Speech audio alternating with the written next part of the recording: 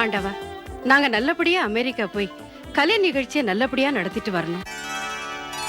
அக்கா, ஆஹா, சுந்தர் பாப்பா, என்னக்கா சிங்கப்பூர் ஏர்போர்ட்ல நான் எதிர்பார்க்கவே இல்ல.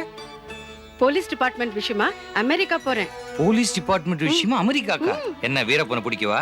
ஆஹா, பின்ன அரசியல் மாநாடா? அதுவும் இல்ல, என்ன கரகாட்ட நிகழ்ச்சிக்காக அமெரிக்கா போறோம். நீங்க கரகாட்டம் ஆட போறீங்களா? நீங்க நடந்தாலே பூமி அதிரும். தமிழ்நாட்டுல இதுவரைக்கும் நீங்க கரகாட்டம் ஆடி நான் பார்த்ததே இல்லையே.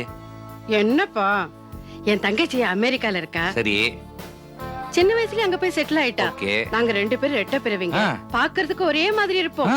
அவளை பாக்கணுங்கிறதுக்காக இன்ஃப்ளூயன்ஸ் யூஸ் பண்ணி அப்படியே கரகாட்ட குரூப்புக்கு தாவிட்டீங்களாக்கும். Okay okay. ஆமா, நீங்க மட்டும் தனியா போய் கரகாட்டம் ஆட போறீங்களா? நான் மட்டும் எப்படிப்பா? என்ன? என் கூட 2 லேடி கான்ஸ்டபிள்ஸ் வந்திருக்காங்க. எங்க அவங்க? ஷாப்பிங்கா? ஆமா, நீ எங்க போற?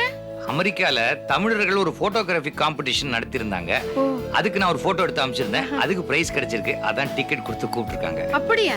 கேமரா எதுவும் காணோம்? என்ன அபத்தமான கேள்வி கேக்குறீங்க அக்கா? போட்டோகிராஃபர்னா தோல்ல கேமரா இருக்கணும், டாக்டர்னா ஸ்டெத்தஸ்கோப் இருக்கணுமா? எல்லாம் பையில உள்ள வச்சிருக்கேன். எப்ப வேணுமோ அப்ப வெளில எடுப்பேன். அக்கா அக்கா, என்னடி, என்னாச்சு? அங்க ஒரு ஆளு என் கைய பிடிச்சு இழுத்துட்டாங்கா. ஹா, சிங்கப்பூர்லயே ஈவ் டீசிங்கா? சபாஷ். ஆமா, எதுக்கு அவன் கைய பிடிச்சு இழுத்தான்?